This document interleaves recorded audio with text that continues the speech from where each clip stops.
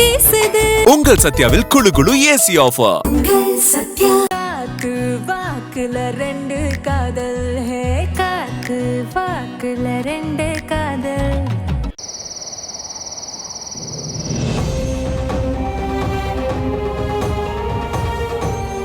சரவணா வாப்பா. என்னப்பா ஏன் ஒரு மாதிரியா இருக்க? தண்ணி குடிக்கிறியா? வேணாம்மா. சரி சரி வா, வந்து உட்கார் வா.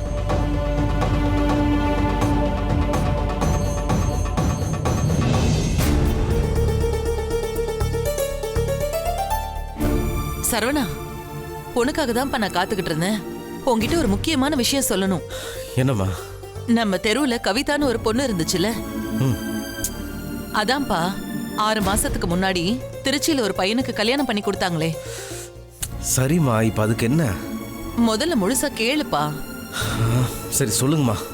அந்த பொண்ணை கட்டி கொடுத்த இடத்துல பையனுக்கும் அவளுக்கும் ஒரே சண்டையா சரவணா. அந்த பொண்ணும் புருஷன் கூட சண்டை போட்டுக்கிட்டு இங்க அவ அம்மா வீட்டுக்கே வந்துட்டா. அங்க அந்த அளவுக்கு பிரச்சனையா.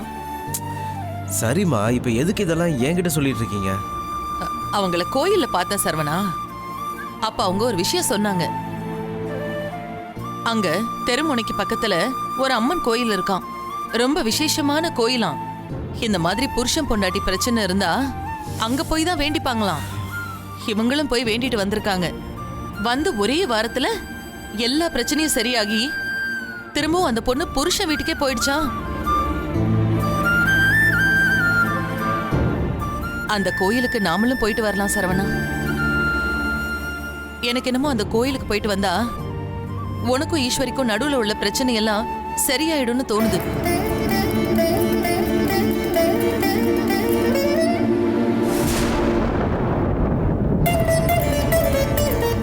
சரவணா, சரவணா, நீ என்னப்பா சொல்ற?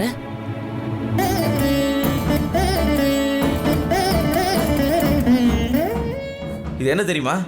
நீ எனக்கு அனுப்புற டைவர்ஸ் நோட்டீஸ். எப்படியாவது உன்னை சமாதானப்படுத்திடலாம், உன் கூட சேர்ந்து வாழ்ந்துடலான்னு ஒரு நம்பிக்கை இருந்துச்சு.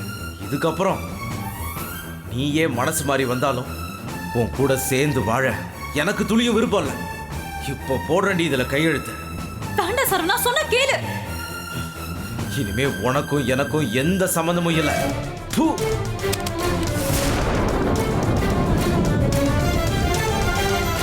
ஆமாமா, எந்த கோயிலுக்கு போறதா இருந்தாலும் எனக்கு லீவ் அன்னைக்கு கிளம்பலாமா? டேய், ரொம்ப ஓவரா பேசுற நீ. பிரச்சனையா அண்ணனுக்கும் அன்னைக்கும் தானே. நீ எதுக்கு கோயிலுக்கு வரணும்? அம்மா, இவ வேணாமா. நீ நான் அண்ணன் 3 பேர் மட்டும் போயிட்டு வந்துருவோம். என்னம்மா சொல்ற? ஏய், உன்கிட்ட கேட்டனா? நான் அம்மாட்ட தானே பேசிட்டு இருக்கேன். ஏண்டா, நீ லீவ் இருக்க அன்னைக்கு தானே வருவ? ஏய் ரேணுகா, சும்மா இருக்க மாட்டீங்க? எப்ப பார்த்தாலும் தொணன்னு பேசிட்டே இருக்கீங்க. தேவையா உனக்கு? ஏய், உன்னையும் சேர்த்துதான் சொல்றேன்.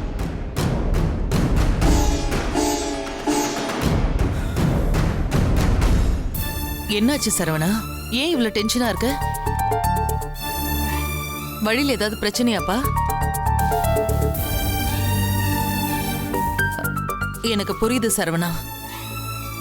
ஈஸ்வரியை விட்டு பிரிஞ்சிருக்கிறது தான் உன்னை நிம்மதி இல்லாம பண்ணிட்டு இருக்கு.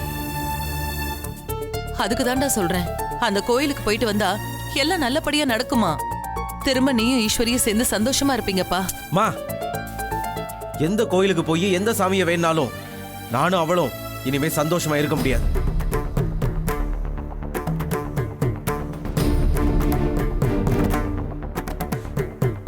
எங்களுக்குள்ள எல்லாம் முடிஞ்சு போச்சு. நானே அவ கொடுத்த டைவர்ஸ் பேப்பர்ல கையெழுத்து போட்டு கொடுத்துட்டேன். போதுமா?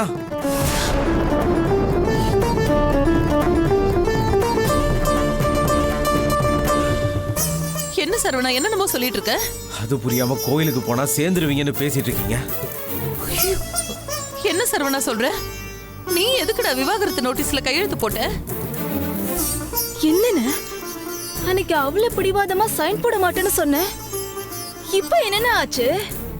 நீ இப்படி ஒரு முடிவு எடுத்திருக்கனா கண்டிப்பா ஏதோ நடந்திருக்கு. என்ன ஆச்சுன்னு சொல்லுன. அண்ணா, தயவு செஞ்சு சொல்லுன, என்னென்ன ஆச்சு? சொல்லுடா, ஏன் இப்படி பண்ண? சொல்றேம்மா. ஈஸ்வரி என்ன பண்ண தெரியுமா? இன்னைக்கு உன் ஒய்ஃப் அடிச்சதுக்காக உன்னை அரெஸ்ட் பண்றேன். யோ, என்னையா பார்த்துட்டு இருக்கீங்க? இழுத்துட்டு வாங்கயா, வாயா. சொல்றேன்ல, என்ன நின்றுட்டே இருக்க? வாயா, வா வா. போப்பா. என்னத்த அங்க பார்த்துட்டே நிக்கிற? வாயா. பார்த்தது போதும், நடப்பா. வா வா.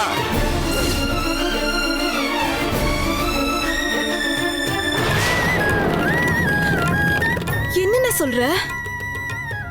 கெஞ்சி கேட்டுக்கிறேன், கம்ப்ளைண்ட்டை வாபஸ் வாங்கு. நீ என்ன சொன்னாலும் நான் கேட்கிறேன். நான் இந்த கேஸ வாபஸ் வாங்கணும்னா நீ எனக்கு 10 கோடி ரூபாய் பணம் தரணும். என்னை வெளியில விடுறதுக்கு 10 கோடி ரூபாய் பணம் கட்டியாமே. தூ.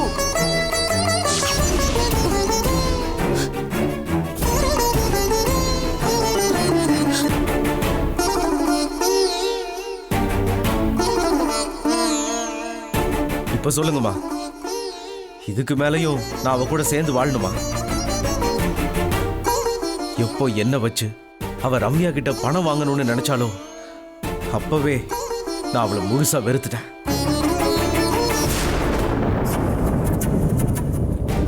கேவலமா சொல்லணும்னா காசுக்காக என்னை இன்னொருத்தருக்கு வித்துருக்கா. இதை விட ஒரு அசிங்கம் வேற என்னமா இருக்கு? ச்சே. இப்படி ஒருத்தி கூட நான் வாழ முடியாதுன்னு முடிவு பண்ணி தான் நான் அந்த டைவர்ஸ் பேப்பர்ல கையெழுத்து போட்டு கொடுத்துட்டேன். போதுமா, போதும். இதுக்கு மேல அவ பேச்ச யாரும் எடுக்காதீங்க. எல்லாம் முடிஞ்சு போச்சு, அவ்வளவுதான். சரவணா, மா எதுவும் பேசாதீங்கம்மா. அண்ணா, என்னம்மா அண்ணா இப்படி சொல்லிட்டு போகுது? பின்ன அண்ணி இவ்வளவு மோசமான விஷயத்தை செஞ்சா அண்ணா அதை எப்படி ஏத்துக்கிறது? இது அண்ணி மேலதான் தப்பு. என்னதான் ஈஸ்வரி செஞ்சது தப்பாவே இருந்தாலும் அதுக்காக விவாகரத்து வாங்குறதெல்லாம் சரி கிடையாது. நான் முதல் வேலையா போய் ஈஸ்வரி கிட்ட பேசுறேன். நீங்க அது வரைக்கும் சரவணனை தொந்தரவு பண்ணாதீங்க. நான் போற விஷயமும் அவனுக்கு தெரிய வேண்டாம், சரியா? சரிம்மா. சரிம்மா.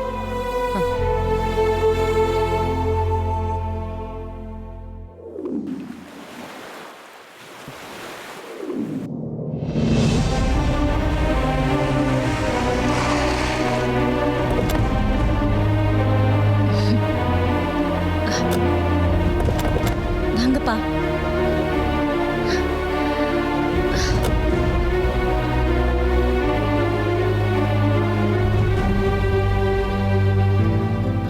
வாங்கப்பா. இங்க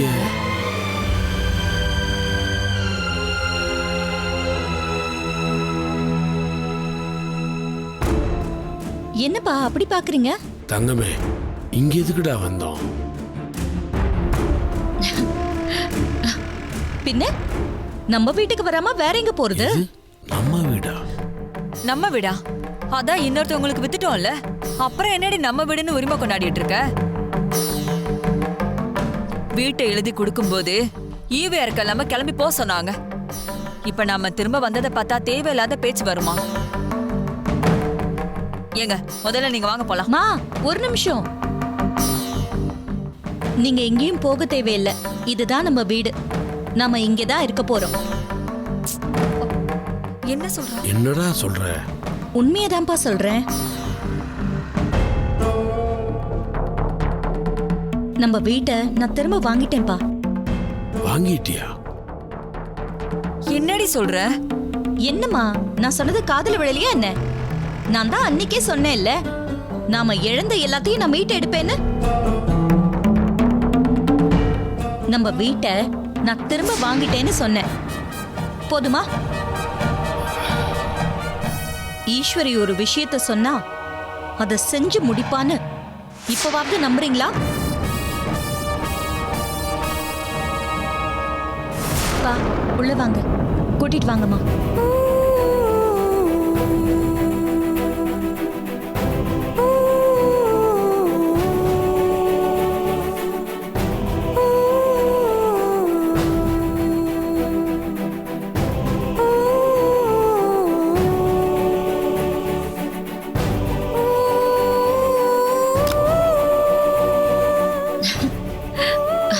வாங்கப்பா, வாங்க.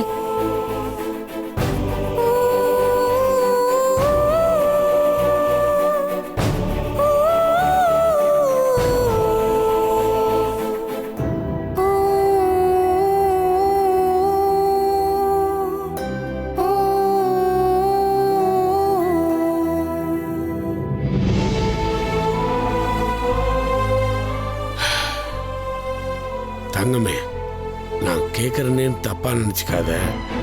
உண்மையாவே நம்ம வீட்டை நீ வாங்கிட்டியா? ஆமாப்பா. பாத்தியாடி என் பொண்ண, 2 ஆம்பளை பிள்ளைங்க இருந்தும் அவனுங்க செய்யாதத என் பொண்ணு செஞ்சு காட்டிட்டா. பாத்தியா? ஏங்க என்ன பேசிட்டு இருக்கீங்க நீங்க?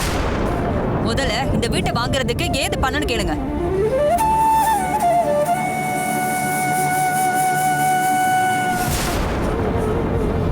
மடி, அம்மா சொல்ற மாதிரி இவ்வளவு பணத்தை நீ எப்பறா ரெடி பண்ண?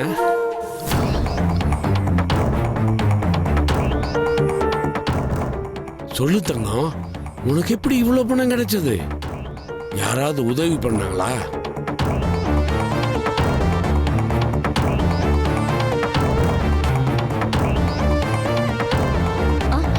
அப்பா, இப்போ அதெல்லாம் எதுக்கு? நம்ம வீடு நம்ம கைக்கு வந்துருச்சுல்ல, அதோட விடுங்கப்பா. நீங்க போய் ரெஸ்ட் எடுங்க, நான் ஏதாச்சும் எடுத்துட்டு வரேன். ஏய் நில்லடி.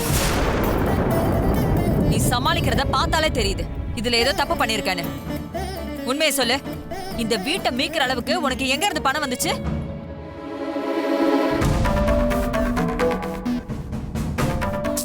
அன்னைக்கு இவருக்கு ஆபரேஷனுக்கு பணம் கிடைக்காம கடன் கேட்டு தவிச்சிட்டு இருந்த, உனக்கு ஏதடி வீட்டை மீட்கிற அளவுக்கு பணம்?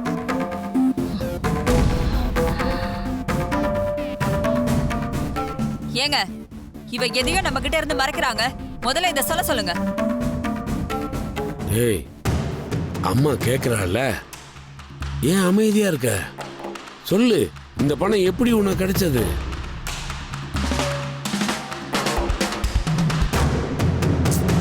கேக்குறோம்ல, வாய் திறந்து ஏதாவது பதில் சொல்லுடி. என் புருஷனை வித்துட்டேன், போதுமா?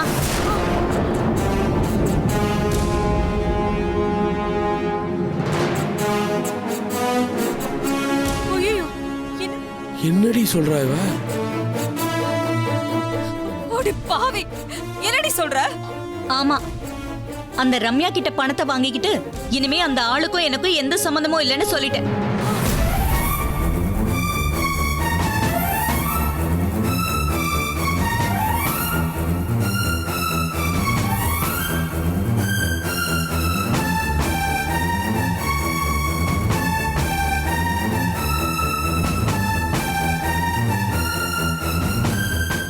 இப்படி அநியாயமா என் வயித்துல இருந்த பொள்ளைய கொன்னுட்டீங்களே. இது எல்லாத்துக்கும் காரணம் இவதான். இவளுக்காக தானே என்ன அடிச்சீங்க. வாயா தம்பி, சொல்றேன்ல, என்ன நின்னுட்டே இருக்க? வாயா. ஓடி பாவி.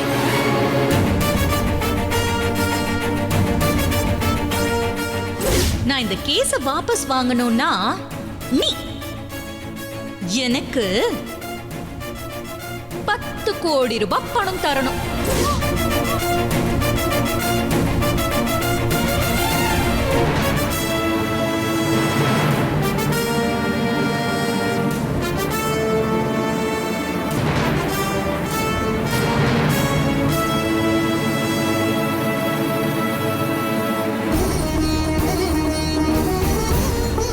அதுல வந்து காசுல தான் நம்ம வீட்டையே நான் மீட் எடுத்தேன்.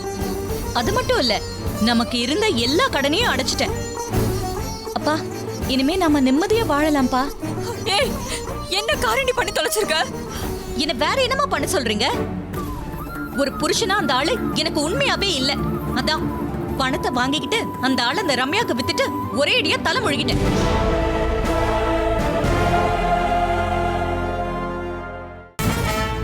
அதான் அவரோட சேர்ந்து வாழ போறதில்லன்னு முடிவு பண்ணியாச்சுல்ல. அப்புறம் எதுக்கு இவ்வளவு பெரிய ஓவர் ஆக்ஷன் பண்றீங்க? தப்பு ஈஸ்வரி. தாலி கட்டின புருஷனை பணத்துக்காக இன்னொருத்திக்கிட்ட வித்துட்டேன்னு வாய்க்கு சம சொல்றியே. பெரிய தப்பு பண்ணிட்டேடி. இதுக்கப்புறம் எப்படி மாப்பிள்ளையோட ஒன்னா சேர்ந்து வாழ முடியும்? எதையுமே யோசிக்க மாட்டியாடி? என்னது, குடும்பம் நடத்தணுமா? அப்படி ஒரு எண்ணமே எனக்கு இல்லம்மா. நீ வேற காமெடி பண்ணிட்டு இருக்காத. இதெல்லாம் நான் ஒரு முடிவெடுத்து தான் பண்ணிருக்கேன். உங்க 2 பேரையும் அந்த மாதிரி ஒரு ஒண்டி கொடுத்தன வீட்டுல என்னால பார்க்க முடியாதுமா. என்னோட வாழ்க்கையை விட உங்க 2 பேரோட சந்தோஷம் தான் எனக்கு முக்கியம். நான் நல்லா யோசிச்சுதான் இந்த முடிவையே எடுத்திருக்கேன். மா, இந்த குடும்பத்துக்கு எது நல்லதோ அந்த முடிவை தான் நான் எடுத்திருக்கேன். எனக்கு அட்வைஸ் பண்றதை விட்டுட்டு அப்பா போய் ரெஸ்ட் எடுக்க விடுங்க. பா, நீங்க போய் ரெஸ்ட் எடுங்கப்பா. நீங்க எதை பத்தியும் கவலைப்படாதீங்க, அதெல்லாம் நான் பாத்துக்கிறேன். போங்க மா, கூட்டிட்டு போங்க. வாங்க.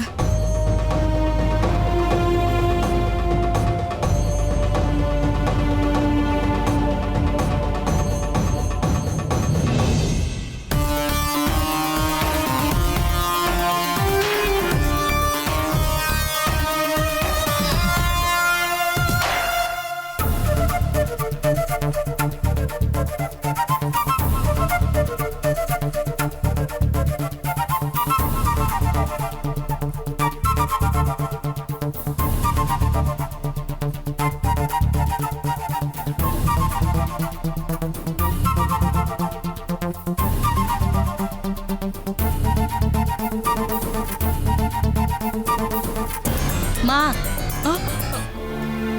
என்ன வாசலையே பாத்துக்கிட்டு இருக்க? யாராவது வராங்களா என்ன? அதெல்லாம் ஒண்ணும் இல்லம்மா. சரி, நான் வெளியே போயிட்டு வரேன். சம்பந்தியமா வரது சமாதானப்படுத்த தானே. இவ வெளியே போறேங்கிறா. ஈஸ்வரி, ஈஸ்வரி நில்லு. என்னம்மா? இங்க வா, சொல்ற வா. என்னம்மா? வாமா. என்னம்மா? அது இன்னைக்கு சந்திராஷ்டமம், நீ வெளியில போக கூடாதுமா. சொன்னா கேளுடி, இன்னைக்கு நீ வீட்லயே இருடி. ஷோ, சரிம்மா, எங்கேயும் போல.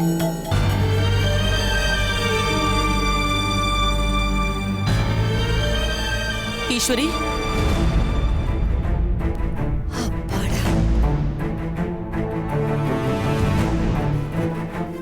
ஓ, இவங்க வராங்கன்னா வாசலே பாத்துக்கிட்டு இருக்கீங்களா?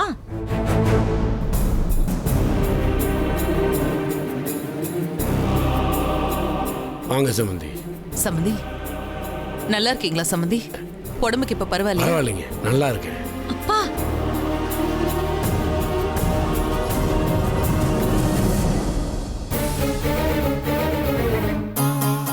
இப்ப எதுக்கு இங்க வந்தீங்க? அது இல்ல, ஒரு நிமிஷம். ஒருவேளை நீங்க இங்க வந்தது என்ன பேசி சமாதானப்படுத்துறதுக்காகனா தயவு செஞ்சு நீங்க வந்த வழியே வெளியே போங்க.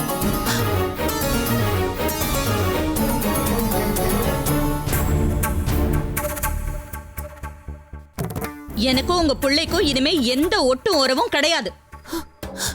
நான் அவரை என் வாழ்க்கையில இருந்து மொத்தமா தூக்கி எறிஞ்சிட்டேன். போதுமா? அவர் மட்டும் இல்ல, பாருங்க, கழுத்து பாத்தீங்களா? அவர் கட்டின தாலி கூட என் கழுத்துல இல்ல. அதையும் சேர்த்து தூக்கி எறிஞ்சாச்சு. இதுக்கு மேல பேச ஒண்ணும் கிடையாது. அதனால நீங்க கிளம்பலாம்.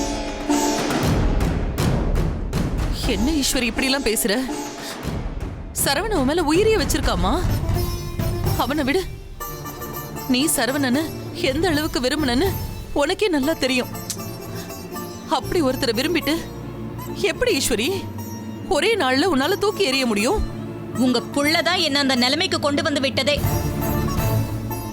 நான் இருக்கும் போதே அந்த ரம்யா கூட சேர்ந்து பழகிறது என்ன, அவ வீட்டுக்கு போய் தங்குறது என்ன, இன்னும் எனக்கு தெரியாம என்னென்ன நடந்திருக்கோம்.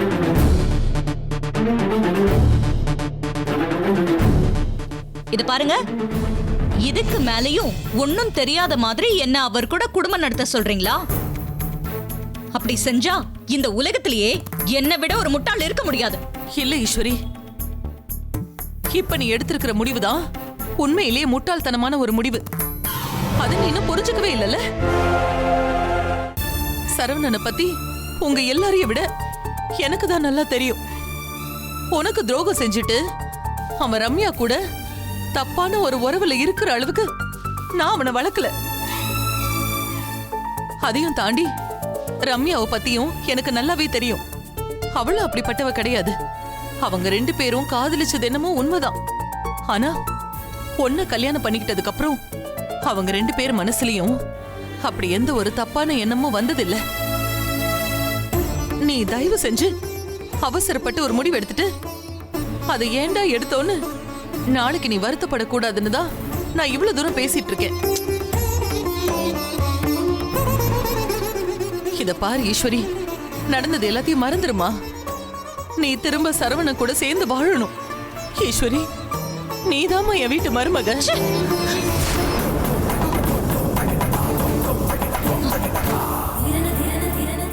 உங்களுக்கு ஒரு தடவை சொன்னா புரியாதா?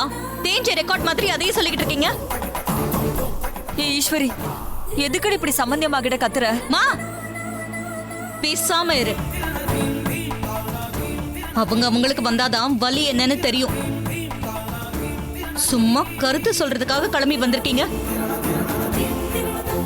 இது பாருங்க, உங்க புள்ளைக்கும் எனக்கும் எந்த சம்பந்தமும் இல்லைன்னு சொல்லிதான் அந்த ரம்யா கிட்ட பணத்தை வாங்கிட்டு நான் அவரை வித்துட்டேன். போதுமா? அவருக்காக நான் கேட்ட உடனே கோடி கோடியா வந்து நீட்டினப்பவே அந்த ரம்யா மனசுல அவர் என்னவா இருக்காருன்னு எனக்கு தெள்ள தெளிவா தெரிஞ்சு போச்சு. ஏதோ இது நாள் வரைக்கும் உங்க மேல கொஞ்சம் மரியாதை வச்சிருந்தேன். ஆனா இதுக்கு மேல எனக்கு யாருக்கும் மரியாதை கொடுக்கணும்னு எந்த அவசியமும் இல்ல. ஒழுங்கா இங்க இருந்து கிளம்பி போங்க, இல்ல இதை விட அசிங்கப்பட்டு தான் போவீங்க. தங்கமே, என்னதான் இருந்தாலும் அவங்க வயசுல பெரியவங்கடா, அப்படியெல்லாம் பேசக்கூடாதுடா. அப்பா வேணா சம்பந்தி, விடுங்க. ஈஸ்வரி, நான் போறேம்மா. நான் போயிடுறேன். ஆனா ஈஸ்வரி, நான் ஒண்ணு மட்டும் சொல்றேம்மா. சரவணனும் சரி, ரம்யாவும் சரி, குணத்துல 2 பேரும் தங்கத்துக்கு சமம். அப்படிப்பட்டவங்கள நீ சந்தேகப்பட்டு உன் வாழ்க்கைய பாழாக்கிக்கிற. நீ செய்யறது தப்புன்னு உனக்கு காலம் ஒரு நாள் புரிய வைக்கும். அப்ப நீயே என்ன தேடி வந்து மன்னிப்பு கேட்ப. இதுக்கு மேல நான் எதுவும் சொல்லல. நான் கிளம்புறேன். நான் வரேங்க.